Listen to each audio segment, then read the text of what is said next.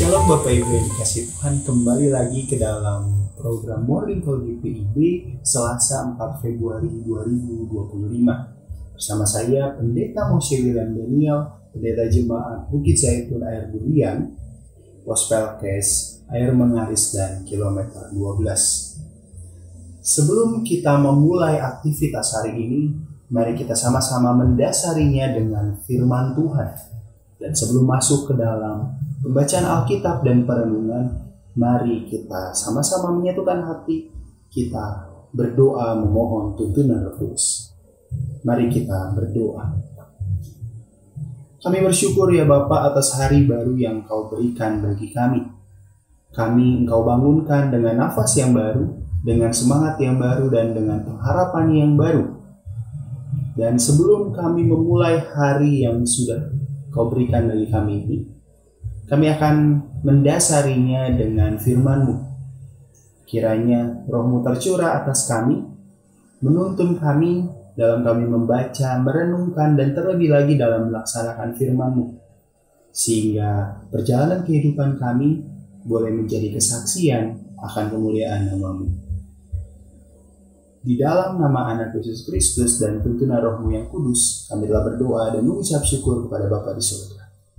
Bacaan Alkitab kita hari ini sesuai dengan renungan Sabda Bina Umat pagi hari terambil dari Injil menurut Markus, pasal yang ke-6 ayat yang ke-53 sampai yang ke-56.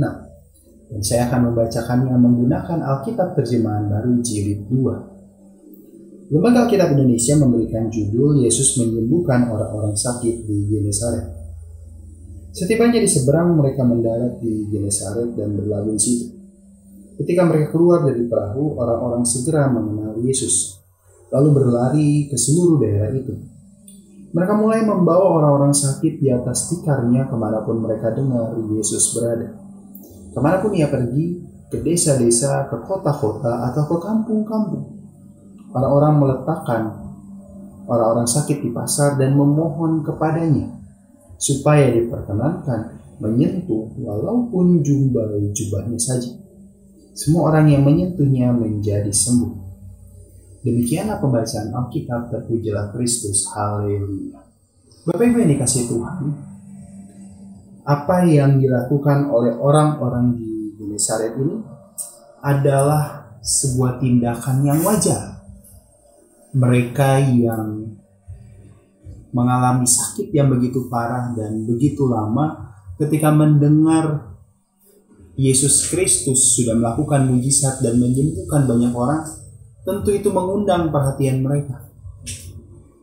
Dan mereka menggunakan berbagai macam upaya untuk menghantarkan baik diri mereka sendiri maupun orang-orang yang mereka kasihi untuk juga mengalami kesembuhan oleh Yesus Kristus. Dan saya pun yakin kondisi yang sama juga akan dilakukan oleh orang-orang di zaman ini.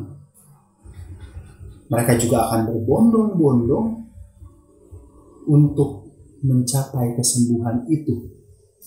Karena tentu tidak ada orang yang ingin bertahan dalam kesakitan. Semua orang ingin sembuh. Dan kalau ada caranya, pasti akan dilakukan. Namun Bapak Ibu yang dikasihi Tuhan, saya mengajak kita semua untuk sama-sama merenungkan lebih jauh daripada hal ini. Bahwa kita pun tentu akan datang kepada Yesus kalau kita punya keinginan, kita punya harapan, dan ingin hal-hal itu terwujud. Tetapi yang sering kali membuat kita salah fokus justru adalah harapan itu. Kita fokus hanya untuk memenuhi keinginan kita ketika kita datang kepada Yesus. Kita lupa bertanya, apakah benar keinginan itu harus terwujud? Atau kita lupa bertanya, apakah itu juga adalah keinginan Tuhan? Dan seringkali ketika kita datang kepada Tuhan, Kita bukan fokus kepada Tuhan. Kita bukan fokus kepada membangun relasi dengannya. Tetapi kita fokus pada apa yang akan kita dapatkan. Apa yang akan Yesus berikan. Kita lupa bahwa sejatinya yang kita perlukan, yang kita butuhkan yang paling utama adalah relasi dengan Yesus Kristus.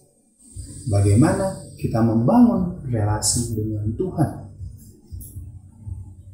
Dalam masa Epifani ini, satu tema yang terus-menerus diingatkan dan direfleksikan adalah kehadiran Tuhan, pernyataan diri Tuhan. Dan yang menjadi pertanyaan bagi kita sekarang adalah apa yang mau kita lakukan ketika Tuhan hadir di tengah-tengah kita. Apakah kita hanya akan fokus untuk memenuhi keinginan kita, memenuhi harapan kita, memenuhi ekspektasi kita, atau kita mau berusaha untuk lebih tenang, berusaha mendengarkan apa keinginan Tuhan, dan berusaha melaksanakan keinginan itu? Karena kita semua dipanggil bersama-sama sebagai hamba, sebagai pelayan. Kita dipanggil bukan hanya untuk memenuhi keinginan kita sendiri. Kita semua dipanggil untuk sama-sama memuliakan nama Tuhan, untuk sama-sama mengerjakan tugas tanggung jawab kita sebagai orang percaya. Itu perenungan kita di pagi hari ini. Mari kita berdoa.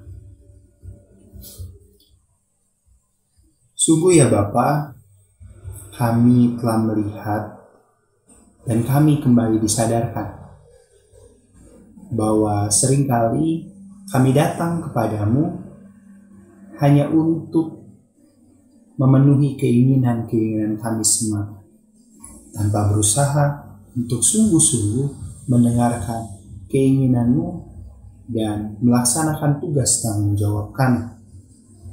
Maka kiranya Engkau terus menuntun kami, menyadarkan kami bahwa kehidupan kami, bahwa relasi kami denganmu bukan hanya relasi yang bertujuan memenuhi keinginan kami, tetapi lebih daripada itu kami semua dipanggil.